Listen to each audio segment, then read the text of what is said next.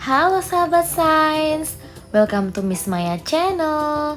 Sebelum menonton video ini, jangan lupa untuk like, komen, dan subscribe dulu ya. Enjoy this video.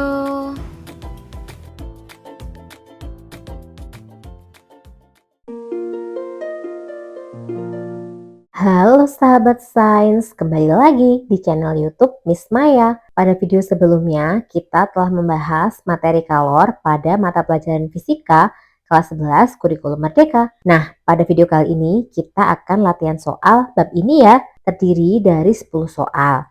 Nah, ayo kita bahas bersama. Simak videonya sampai selesai ya. Soal nomor 1. Suhu suatu zat yang diukur dengan termometer skala Fahrenheit menunjukkan pembacaan 122 derajat Fahrenheit. Pertanyaannya adalah tentukan suhu zat tersebut jika diukur dengan yang A, termometer skala Celcius, Reaumur, dan Kelvin. Pertanyaan yang B, termometer X yang mempunyai titik tetap bawah 30 derajat X dan titik tetap atas 180 derajat X. Nah, kita jawab dulu untuk yang pertanyaan 1A ya. Nah, ini yang diminta adalah kita disuruh mengubah dari skala Fahrenheit ke Celcius. Nah, kita cari yang Celcius dulu ya. Celcius itu perbandingannya 5 ya, sedangkan Fahrenheit itu 9. Nah, maka bisa kita tuliskan TC per TF min 32. Nah, ini udah rumus ya. Kemudian sama dengan perbandingannya. Perbandingan Celcius kan 5, perbandingan Fahrenheit itu 9. 5 per 9. Nah, sehingga untuk mencari TC berarti kita bisa kalikan silang ya. TC sama dengan 5 per 9 dikali TF min 32. Nah, ini kita cari. TF-nya kan sudah diketahui ya, sebesar 122 derajat Fahrenheit. Nah, maka bisa kita hitung 5 per 9 dikali 122 dikurangi 32. Nah, kita cari hasilnya yaitu sebesar 50 derajat Celcius.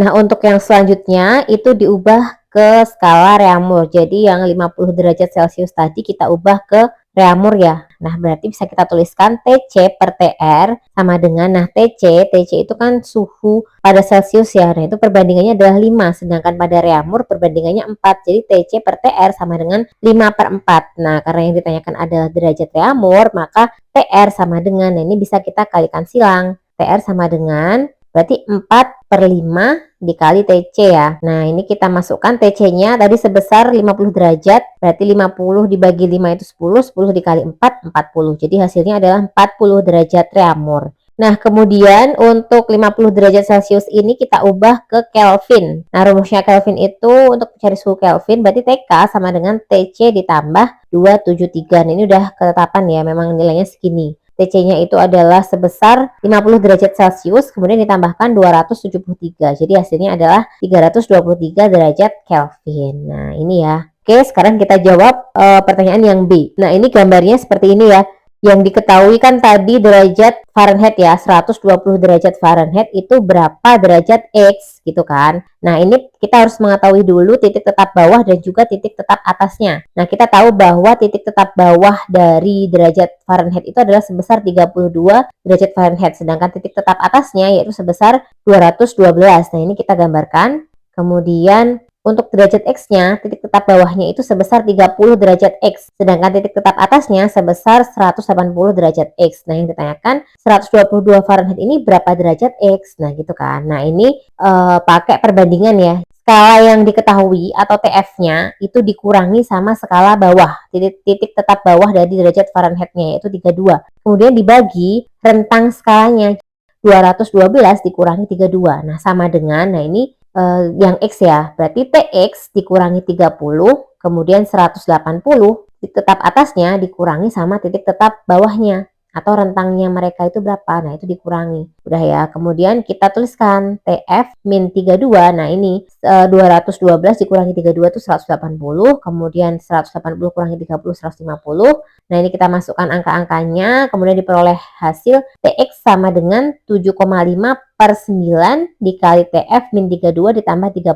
Ini kali silang aja ya, dikalikan silang. Nah, kemudian kita cari hasilnya, kita hitung, dan didapatkan hasil sebesar 105 derajat X. Oke, kalau ada yang bingung cara ngitungnya, boleh komen ya nanti ya. Oke, sekarang kita akan membahas soal nomor 2. Sebatang logam besi bermassa 0,5 kg diberikan kalor sebanyak 900 Joule. Jika suhu mula-mula besi tersebut adalah 25 derajat Celcius, tentukan suhu akhir logam besi tersebut. Nah, ini C logamnya sebesar 450 ya. Jadi kalor jenis logamnya 450. Oke, kita tulis yang diketahuinya dulu ya. Tadi yang diketahui yaitu massanya, massa dari besinya itu 0,5 kg. Kemudian kalor yang dibutuhkan itu 900 Joule. Kemudian suhu awalnya 25, kalor jenisnya 450. Yang ditanyakan adalah berapakah suhu akhir, berarti T akhirnya ya. Nah, kita menggunakan rumus kalor yaitu Q sama dengan M dikali C dikali delta T. Q sama dengan Mercedes. Nah, kita masukkan ya. Q-nya 900, massanya 0,5, kalor jenisnya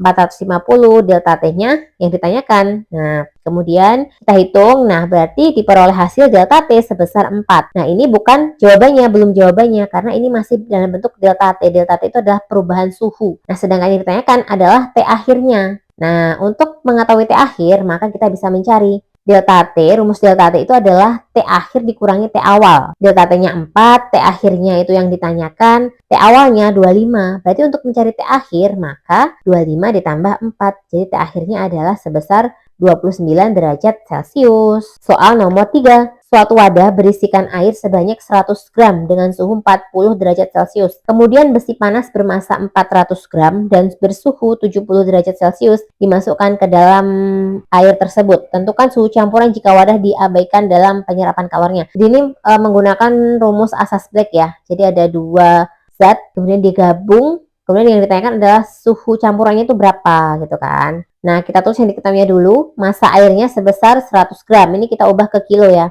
Jadi hasilnya 0,1 kg. Kemudian suhu airnya, suhu mula-mulanya itu 40 derajat Celcius. Nah, massa besinya itu 400 gram. Ini kita ubah jadi ke kilogram. Kemudian suhu besi mula-mulanya itu 70 derajat Celcius. Yang ditanyakan adalah ketika mereka digabungkan itu suhu campurannya tuh berapa, jadi berapa gitu kan. Yang satu kan bersuhu tinggi, yang satu bersuhu rendah. Nah, ketika dicampur jadi berapa.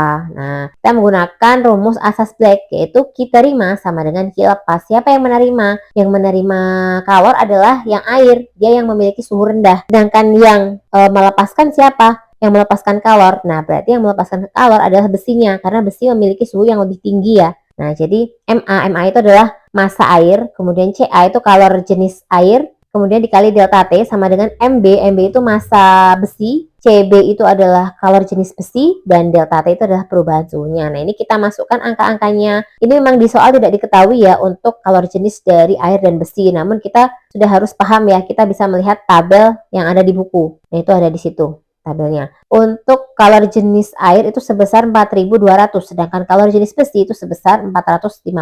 Nah, ini kita masukkan. Untuk delta T-nya, ini berarti delta T-nya ini TC. TC itu adalah suhu campurannya. Suhu campuran dikurangi TA. TA itu adalah suhu airnya. Nah, yang satunya itu TB, suhu besinya dikurangi suhu campurannya. Nah, ini kita hitung. Kemudian diperoleh hasil sebesar 49 derajat Celcius. Ini adalah jawabannya ya untuk nomor 3. Selanjutnya kita akan membahas soal nomor 4. Sebatang logam timbal dengan panjang mula-mula 1,5 meter dinaikkan suhunya dari 10 derajat menjadi 30 derajat Celcius. Koefisien muai panjang timbal adalah 29 kali 10 pangkat min 6 per derajat Celcius. Tentukan panjang timbal itu sekarang. Nah, ini berarti menggunakan rumus pemuaian. Jadi pemuaian pada panjang ya. Nah, ini kita tulis yang diketahuinya dulu. Tadi panjang mula-mulanya adalah 1,5 ya. Berarti ini L0-nya. Kemudian suhu awalnya itu 10 derajat Celcius. Suhu akhirnya naik menjadi 30 derajat Celcius karena dia mengalami pemuaian ya, jadi naik. Nah, koefisien muai panjangnya sebesar 29 kali 10 pangkat min 6. Nah, yang ditanyakan adalah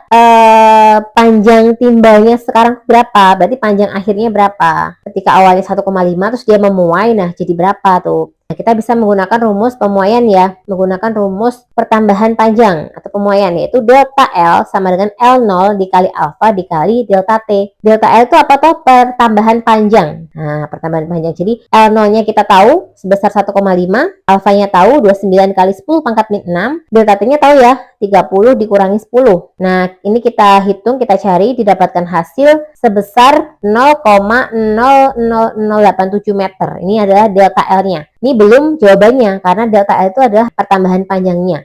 Nah, sedangkan yang ditanyakan adalah panjang akhirnya itu berapa. Nah, berarti gimana caranya? Ya tinggal kita tambahkan saja. Panjang awalnya berapa, panjang mula-mulanya berapa, kan 1,5 nih. Nah, ditambahkan pertambahannya 0,00087. Nah, jadi panjang akhirnya adalah sebesar 1,50087 meter. Nah, ini adalah jawabannya ya. Oke, kita lanjut soal nomor 5. 1 kg es dipanaskan dari suhu min 5 derajat Celcius hingga mencair dan mencapai suhu akhir 10 derajat Celcius seperti yang ditunjukkan pada grafik berikut. Ini gambarnya ya. Jika kalor jenis es itu sekian, kalor leburnya sekian, kalor jenis airnya sekian, maka kalor yang dibutuhkan untuk meleburkan seluruh es pada suhu 0 derajat Celcius adalah, jadi ada sebuah es ya, ada sebongkah es, kemudian kalor yang dibutuhkan untuk agar dia bisa melebur tuh berapa. Nah, berarti es itu kan dia posisinya pada posisi P ya, pada posisi ketika dia suhunya min 5 derajat Celcius. Nah, sampai dia melebur berarti sampai posisi R. Nah, berarti kita mencarinya dari P ke Q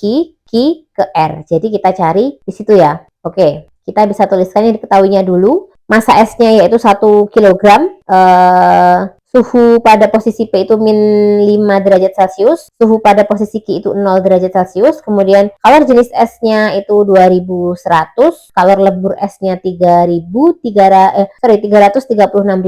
kemudian kalor jenis airnya 4200. Ini kan adalah berarti kalor jenis dari P ke R ya. Nah, untuk mencari P ke R berarti kita cari satu-satu. Nah, jadi kita tambahkan kalor yang dibutuhkan untuk dari P ke Q, ditambahkan kalor yang dibutuhkan dari posisi Q sampai R. Nah, ini kita masukkan rumus kalor kan M kali C kali delta T ya. Nah, berarti MS, massa S-nya ketika dia posisi P menuju ke Q. Nah, berarti masanya itu pas dia masih dalam bentuk S. Kemudian kalor jenisnya juga kalor jenis S. Delta T-nya berapa? Nah, berarti dari min 5 ke 0. Nah, ini berarti suhu akhirnya kan 0. Berarti 0 dikurangi min 5. Nah, kemudian ditambahkan untuk kalor lebur itu rumusnya adalah M dikali kalor leburnya. Nah, berarti masanya massa S dikali dengan kalor leburnya. Nah, ini kita cari, kita hitung, dan diperoleh hasil sebesar 346.500 Joule. Nah, ini adalah jawabannya ya. Jadi jawabannya adalah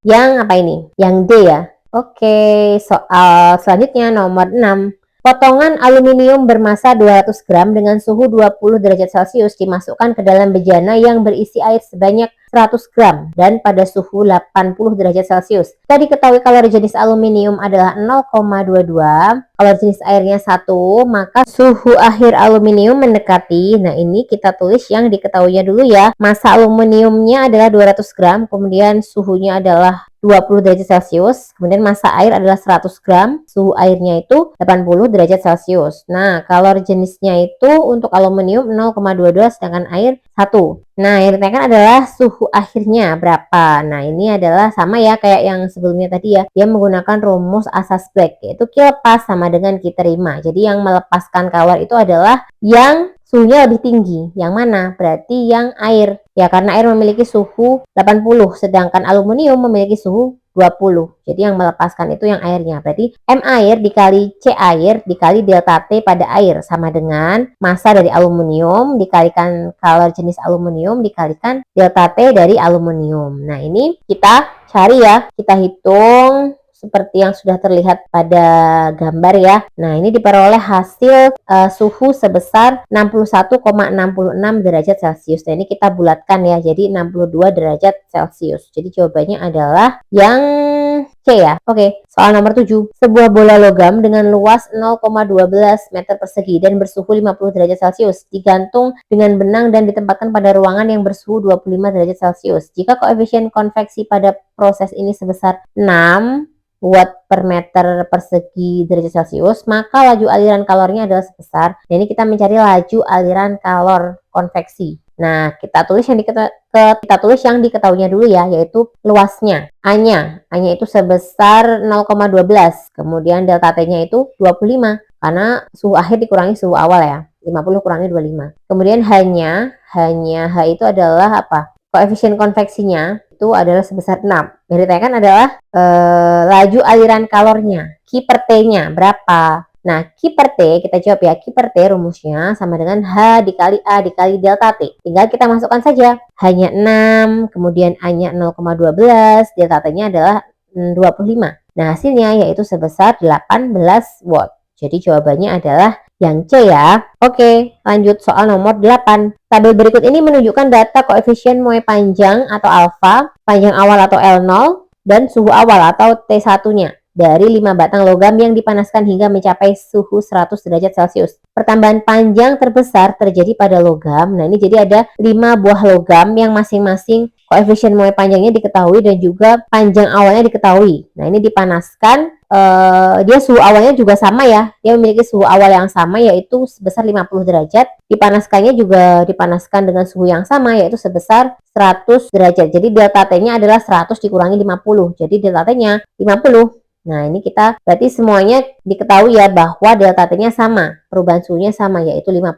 Nah, maka kita bisa mencari. Nah, ini yang ditanyakan adalah pertambahan panjangnya yang terbesar. Itu yang mana pertambahan panjang yang terbesar? Berarti kita harus mencari satu-satu nih dengan menggunakan rumus delta L sama dengan alfa dikali L0 dikali delta T. Nah, karena delta T-nya ini memiliki besar yang sama, jadi kita abaikan saja. Tidak usah kita masukkan ke perhitungan ya. Jadi kita hanya melakukan perhitungan alfa dikali L0-nya saja. Nah, ini masing-masing kita cari hasilnya.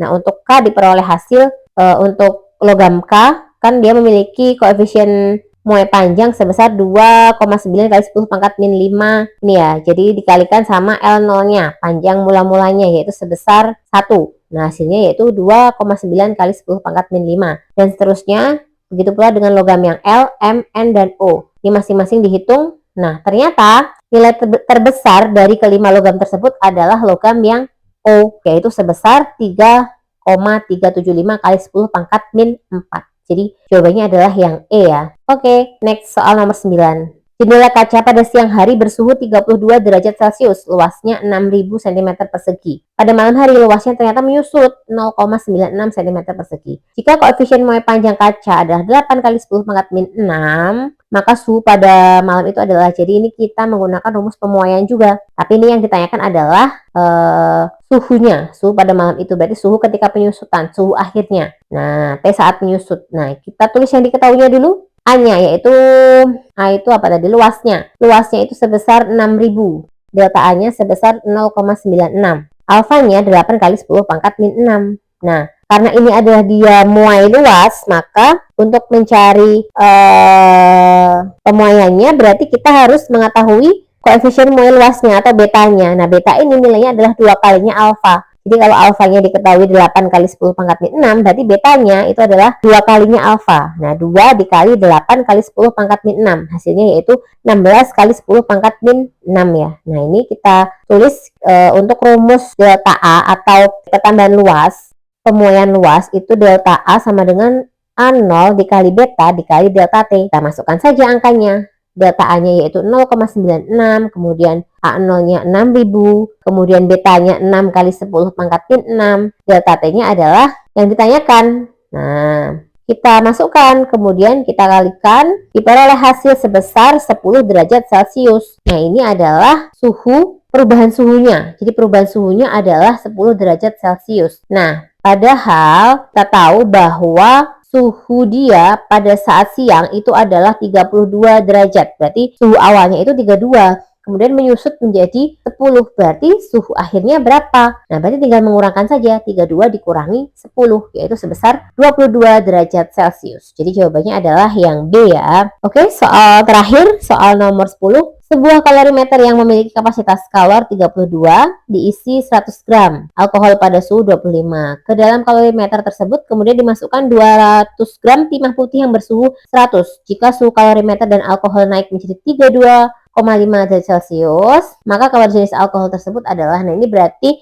menggunakan rumus asas Black. Jadi ada benda nih, ada alkohol dan juga ada timah yang dia nanti digabung di dalam sebuah wadah yang bernama kalorimeter. Nah, yang ditanyakan adalah kalori jenis alkoholnya itu berapa. Nah, maka kita bisa mencari, kita tulis yang diketahuinya dulu ya. Kapasitas kalorimeternya itu sebesar 32, kayak besar ya ini ya. Kemudian M alkohol itu sebesar 100 gram, T awal alkohol 25, T akhirnya 32,5. Massa timahnya 200 gram, kemudian suhu awal timahnya 100 derajat Celcius. Kalori jenis timahnya 0,05. Nah, yang ditanyakan adalah kalor jenis alkohol. Nah, ini kita menggunakan rumus asas Black, yaitu Q lepas sama dengan Q terima. Yang melepaskan siapa? Yang memiliki suhu tinggi. Siapa ini? Yang memiliki suhu tinggi berarti yang timah ya. Berarti yang melepaskan itu timah, yang menerima siapa? Alkohol dan juga kalorimeter. Karena di soal ini untuk kalorimeternya tidak diabaikan. Jadi ini juga masuk ke perhitungan. Nah, maka kita akan masukkan rumusnya. Q sama dengan untuk Q lepasnya ini kita masukkan yang timah ya. Berarti MT massa timah dikali kalori jenis timah kemudian dikali delta T sama dengan ini untuk yang alkohol, berarti MA massa pada alkohol dikali kalori jenis alkohol dikali delta T ditambah, nah ini kapasitas kalorimeter dikali delta T, karena kan C besar itu kan sama dengan massa dikali kalori jenis ya, sama. Nah, berarti kita masukkan angka-angkanya, kita hitung, kemudian diperoleh hasil sebesar 0,58 kalori per gram derajat Celcius. Nah, nanti kalau ada yang bingung cara ngitungnya boleh komen ya, silahkan. Nanti akan Miss Maya jelaskan lagi. Nah, berarti jawabannya adalah yang E ya, 0,58. Oke, sahabat sains, demikianlah pembahasan kita mengenai latihan soal pada bab kalor mata pelajaran fisika kelas 11 kurikulum Merdeka. Nah, semoga melalui latihan soal ini kalian bisa lebih paham ya. Jangan lupa subscribe channel ini agar kalian tidak ketinggalan video terbaru Miss Maya. Share juga ke teman-teman kalian ya, agar lebih banyak orang mendapatkan manfaat dari video ini. Tetap semangat belajar sahabat sains. Thank you for watching sahabat sains. See you on my next video. Bye bye.